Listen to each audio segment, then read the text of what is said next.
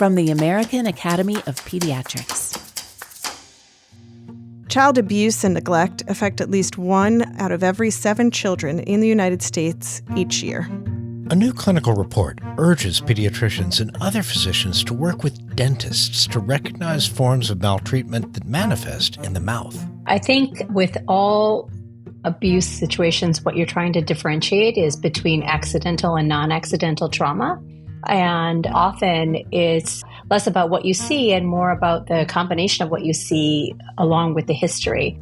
Plus, research into so-called low-value care shows a need to rethink our recommendations. We really do need to do a better job of deciding when is care going to be impactful, when is it going to be important, when is it going to really lead to a change in management, for instance.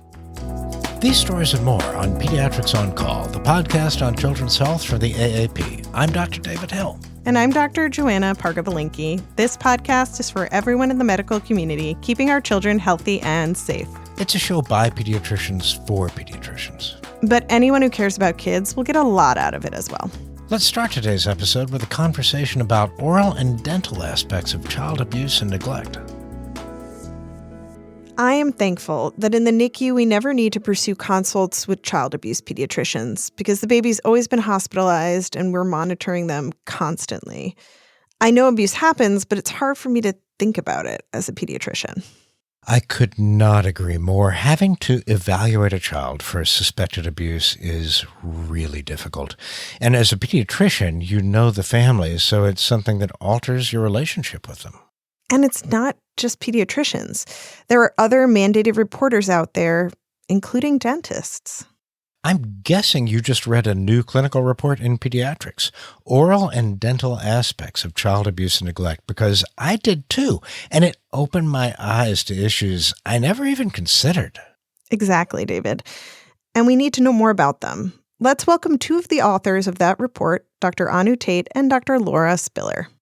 Dr. Tate is a pediatric dentist and director of oral health advocacy at Children's National Hospital. Dr. Spiller is an assistant professor of pediatrics at University of Texas Health San Antonio, where she served as the medical director of the Forensic Nurse Examiner program at the Children's Hospital of San Antonio and as a child abuse pediatrician at the Center for Miracles. Drs. Tate and Spiller, welcome. Thank you. Thank you so much. This strikes me as a novel topic for a clinical report, but perhaps it shouldn't. Laura, how often can a dental exam give information about child abuse? Wow. So any medical practitioner who is seeing children in a clinic has seen or will see children who have been or are being abused.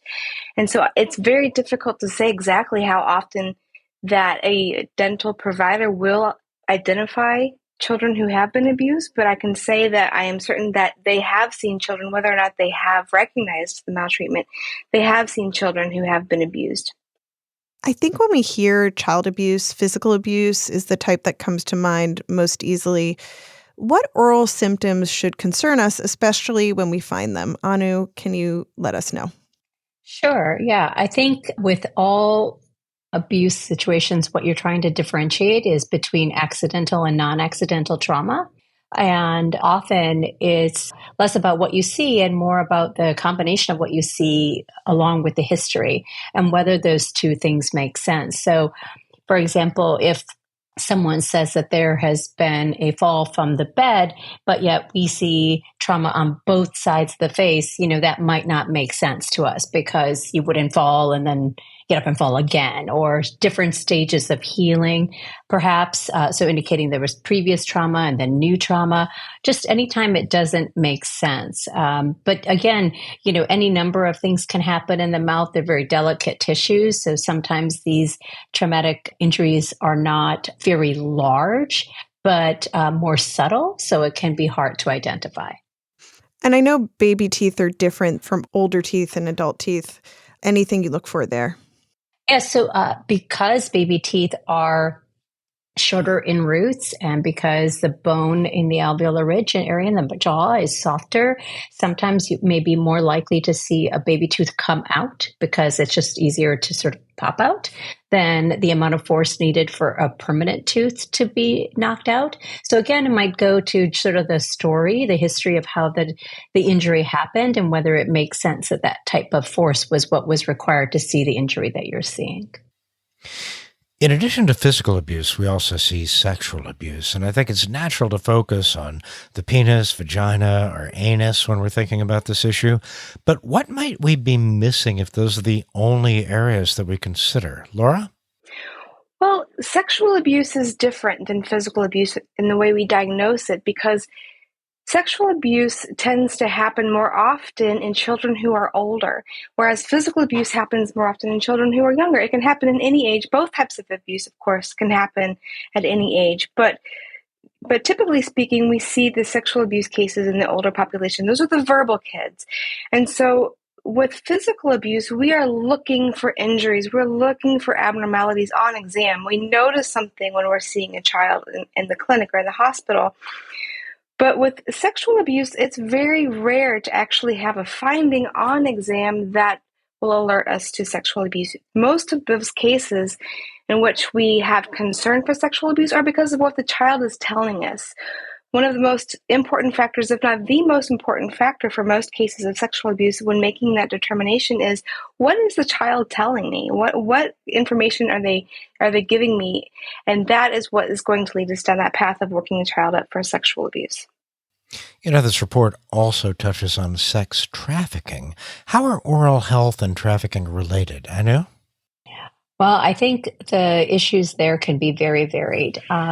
We see anything from a person coming in with a adolescent or somebody who they may or may not be able to communicate for themselves, but looking for specific types of dental work to be done, say just on the front teeth, or a situation where there could be just a lot of unmet need because the child is coming in just for emergent care, but there isn't that routine care that's happening.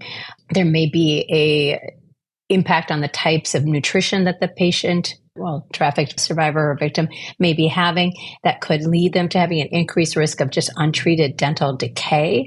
And that itself could be a marker. And Laura, you mentioned that with sexual abuse, sometimes you rely on reports from the patients themselves. Is that the same with sex trafficking? Joanna, that is a great question. Sex trafficking survivors or victims present very differently than other patients who are seeing for sexual abuse.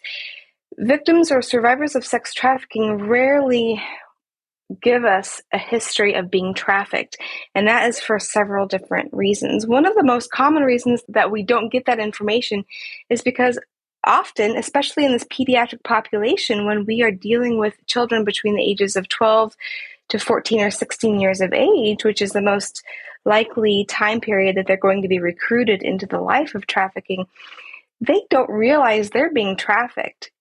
They recognize that they are involved in criminal activity, but they don't see themselves as a victim of that criminal activity. So they are very hesitant for numerous reasons to actually disclose that they are engaging in sexual activities for the exchange of something of perceived value.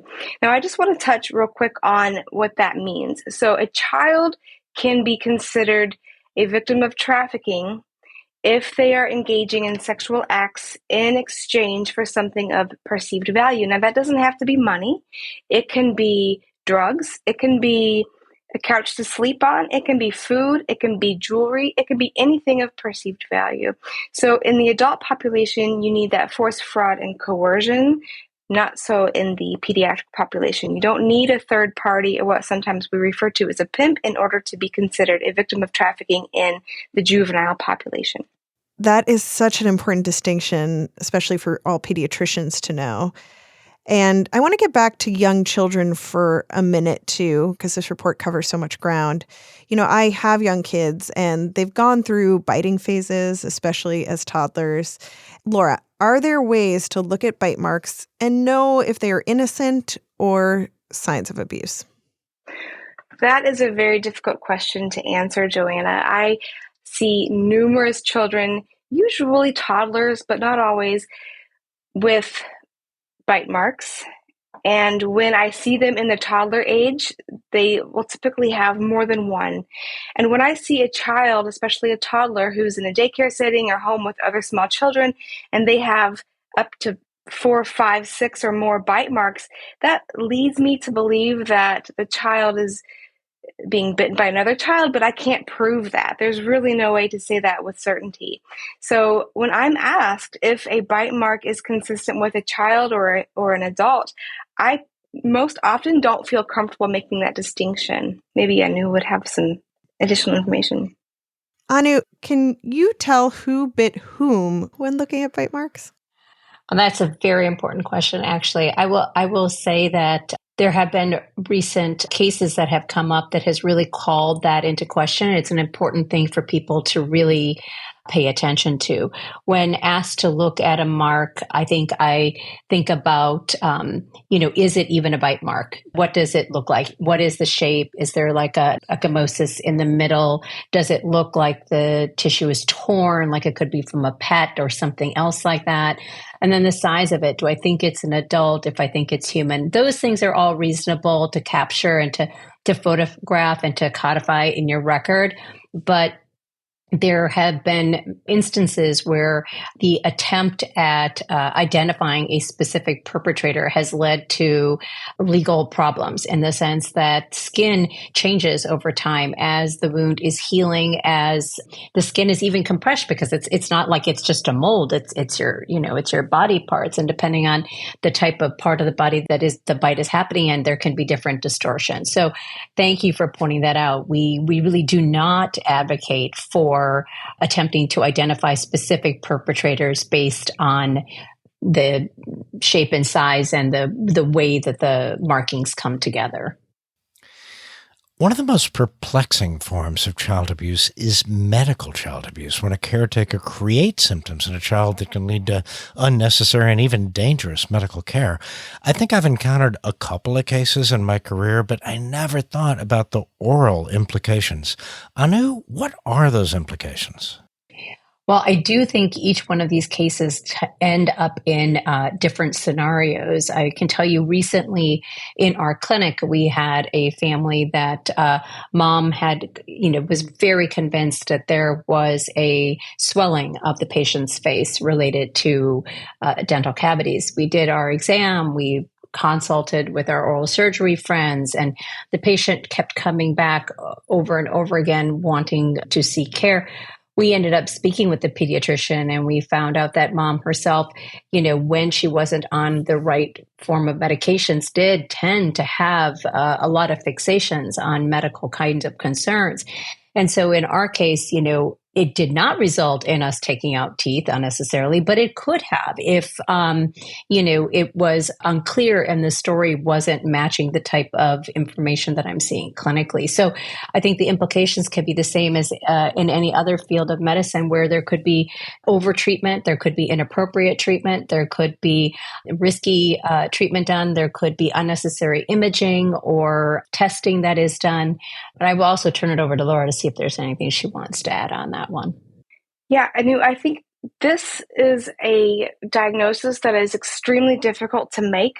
A lot of providers can have suspicion for the diagnosis, but in order to really dive into the records, a provider needs a lot of time and a lot of records, because most of these cases are going to have been seen by numerous providers from numerous hospital systems, and often those hospital systems don't even know that the child is being seen elsewhere.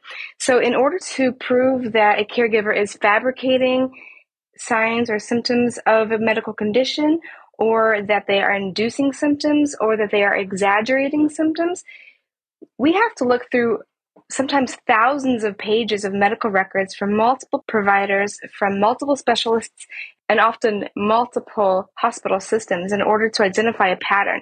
So it does take a lot of time for a provider to sit down and go through all of those records to identify that pattern. But it is important in caring for these children and for the safety of the child. Anu, I want to get back to the oral cavity for a minute because as a pediatric dentist, you probably see a lot of dental caries, and those might be related to things like prolonged use of bottles or just poor dental health in general. But how do you know when those tip over into the realm of medical neglect?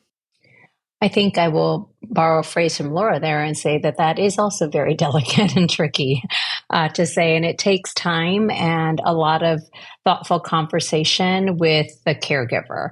I think we want to ensure that the parents understand the importance of the routine care or the emergent care or whatever we're advocating for, that their questions have been answered, that they can see the benefit of that treatment and understand if there are potential risks and they can relatively weigh those and that they would make that decision.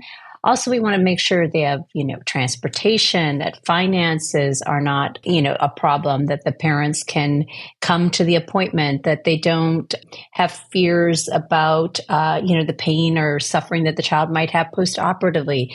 With all of these other things that are there for factors that might get in the way of follow through, if these are all addressed and parents are still not seeking care or not getting another opinion or delaying care when they know their child is having a limitation in function or potential risk of pain or infection, those are cases where we would strongly consider it dental neglect. But I have to say that it is very difficult because in our society today, there are many barriers to seeking and completing dental treatment plans. This is a report that I imagine many pediatricians will want to read for themselves. But before they do, we'd love to hear your top takeaways. Anu, would you like to start? Honestly, I think one of the takeaways for me is the opportunity for medical dental collaboration. I certainly want to advocate that if there is a suspicion for abuse or neglect, one should report. That said, there is a tremendous opportunity to speaking to a patient's medical provider. Maybe you would glean some more insight about a family.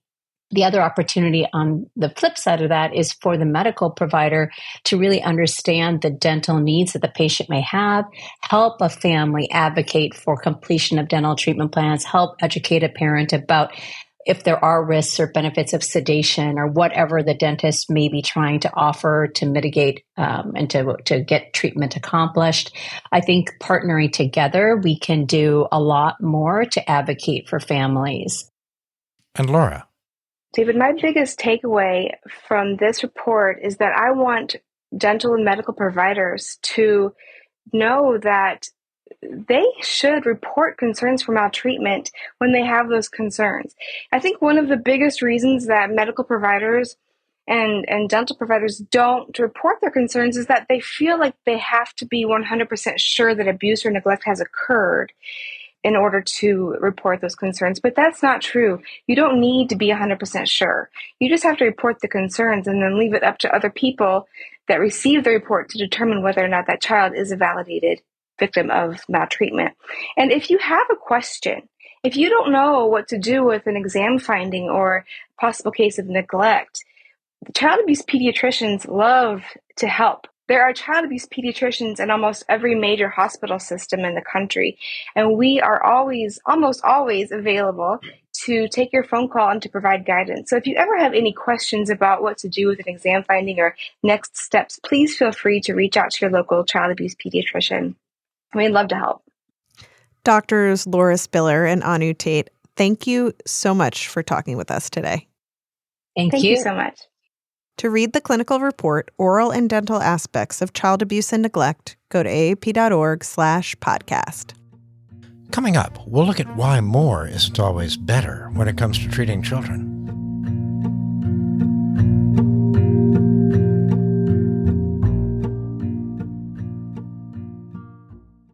David, what do the words low-value care mean to you? Low-value care. This is my favorite topic. Stuff we do that doesn't help and may sometimes even cause harm, and we have to stop doing it. Can't it be that simple? With more research to suggest the harms of low value care and who is at risk of getting it, absolutely we can make change. That's why we have to talk to a researcher who investigated the relationship between children receiving low value care and markers of socioeconomic status. Okay, I would like to calmly, but with suppressed excitement, meet one of these researchers, learn about their findings, and ask, can we just stop giving low-value care like today? Well, you're in luck because we have the lead author on the paper, Child Opportunity Index and Low Value Care, Dr. Irma Ugalde, here today. Dr. Irma Ugalde is a pediatric emergency medicine physician transitioning from her role as associate professor and director of research for the section of pediatric emergency medicine at the McGovern UT Health Medical School in Houston to section chief of pediatric emergency medicine at the University of Chicago Comer Children's Hospital beginning this fall. Dr. Ugalde, welcome. Thank you. Thanks so much for having me.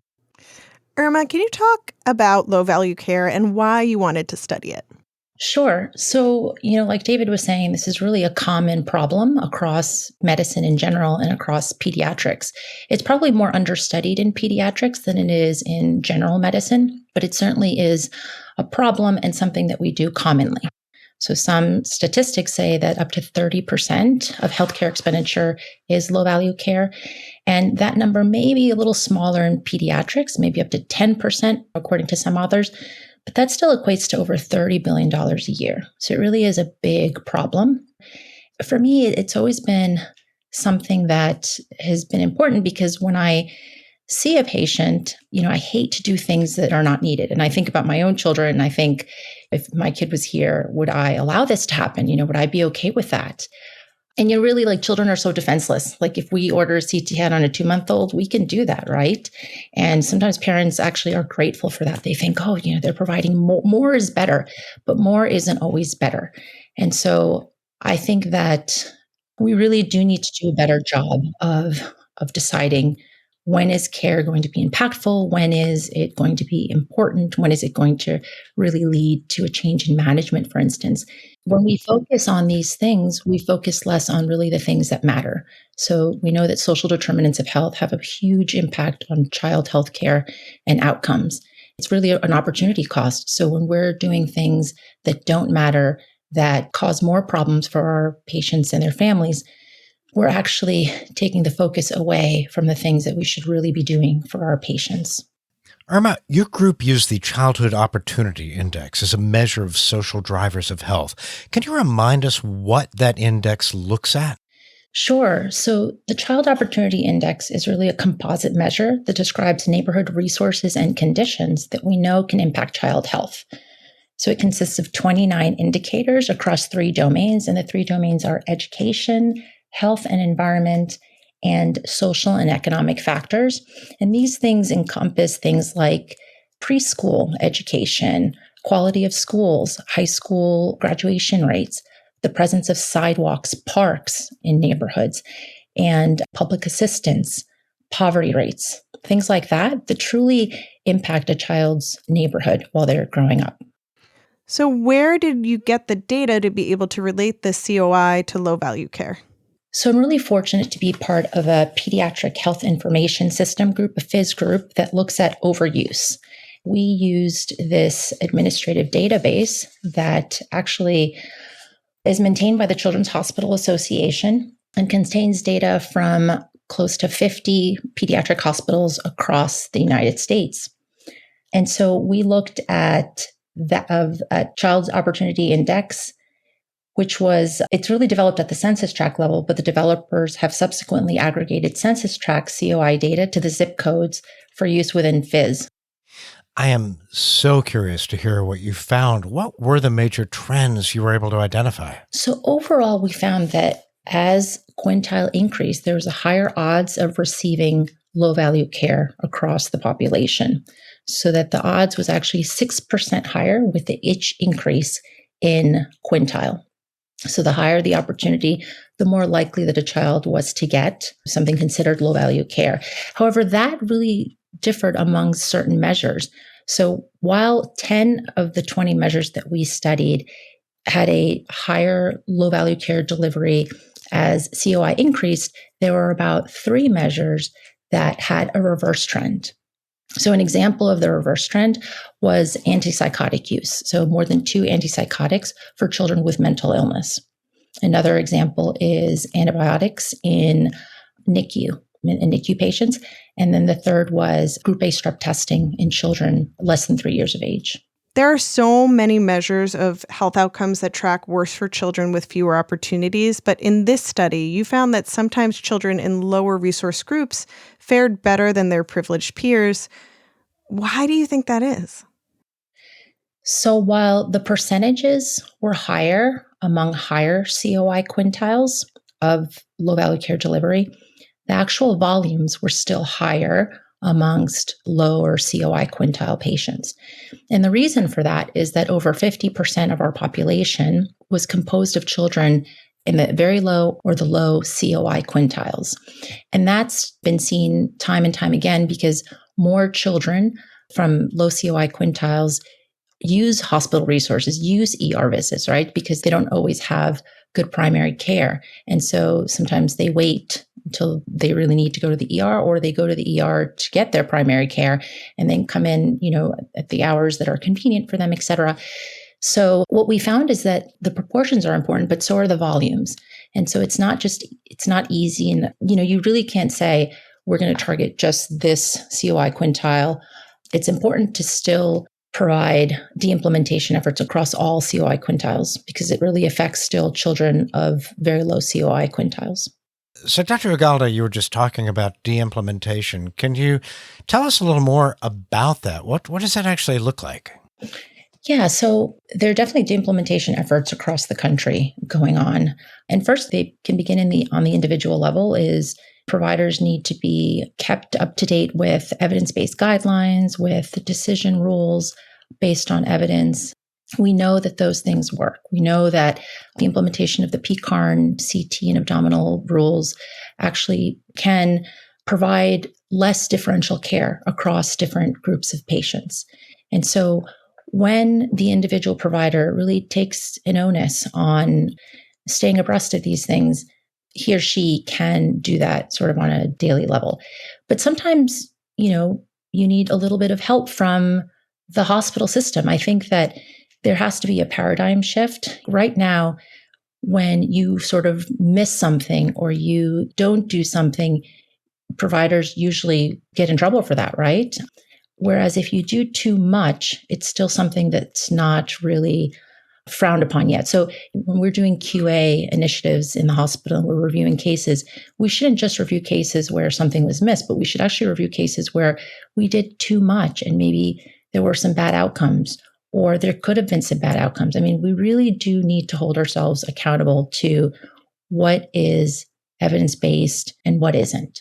And so sometimes when it's coming from leaders and the hospital administration, I think that, there are some systems in place where hospitals are now working towards incentivizing their physicians, their clinicians to do evidence-based medicine, right?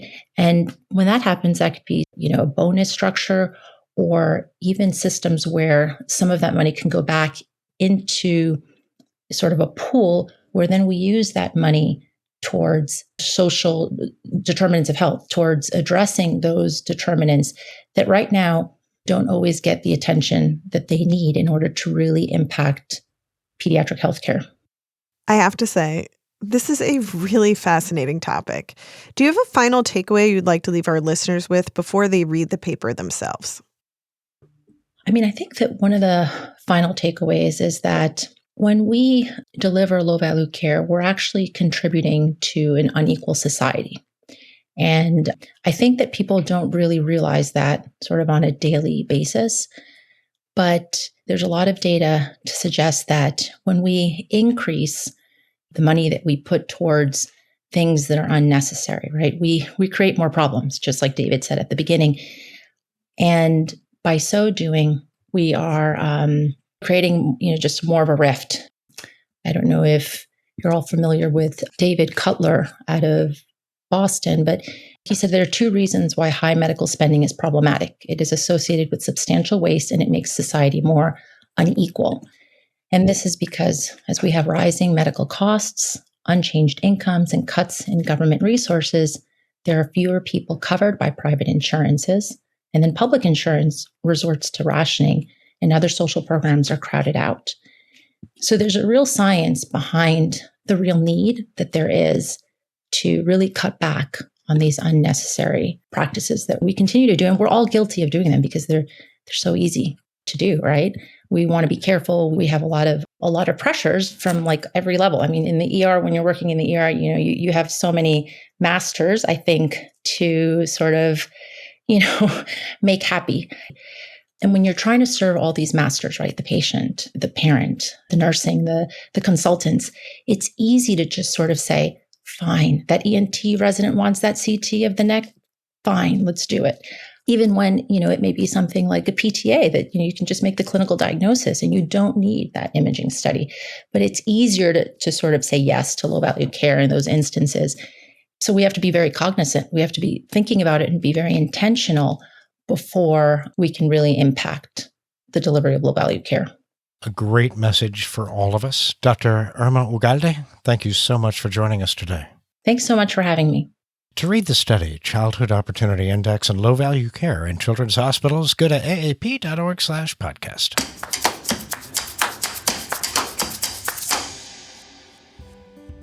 At the end of every episode, we like to leave you with something positive or enlightening. We call this segment Say Ah. David, what's your Say Ah this week? Well, Jana, I'm just going to guess that my Say Ah and your Say Ah are pretty similar because we are about to board airplanes and meet in Orlando, Florida for the AAP National Conference and Exhibition. I do feel like this is the one time a year where we have the same Say Ah. Yeah. I'm so excited to see you, David. That's going to be so much fun.